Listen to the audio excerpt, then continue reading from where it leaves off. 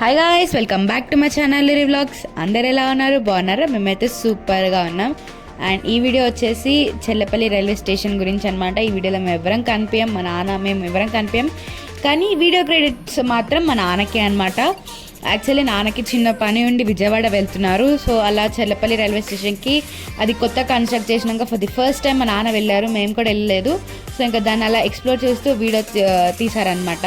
చూడండి, చాలా పెద్దగా ఉంది, లైక్ సేమ్ ఎయిర్పోర్ట్ లాగానే ఉంది.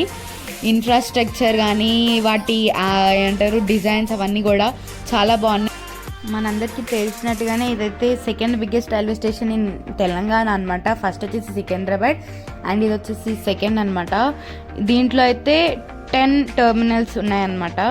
చాలా పెద్దగా ఉంది మొత్తం. సేమ్ నాకు దాన్ని చూస్తుంటే ఎయిర్పోర్ట్ లాగానే అనిపించింది చెప్పాలంటే.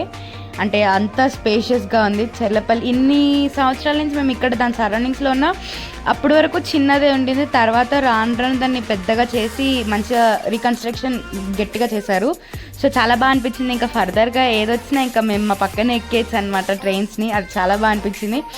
సో చూడండి అసలు ఎంత బాగుందో. పైన ఏమంటారు కనెక్షన్ బ్రిడ్జెస్ కూడా చాలా పెద్దగా, అంటే కొత్తది కాబట్టి అంత ఫ్లోటింగ్ లేదు, అంటే అప్పటికి ఇంకా ట్రైన్స్ పడవు కదా. సో దానివల్ల కొంచెం ఖాళీగా కనిపిస్తుంది. కొంచెం ఫ్లో అవ్వగానే ఇంకా అంతా ఫుల్ మన సికింద్రాబాద్ ఎలా ఉంటుందో అలానే ఉంటుంది ఇది కూడా.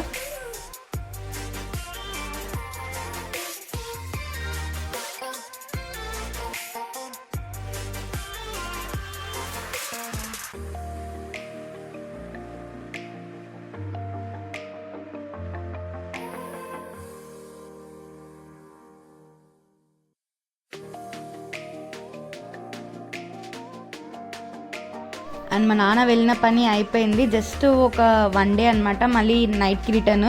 సో నైట్ రిటర్న్ బస్సులు అనమాట. ఇది వచ్చేసి విజయవాడ బస్ స్టాప్ అనమాట.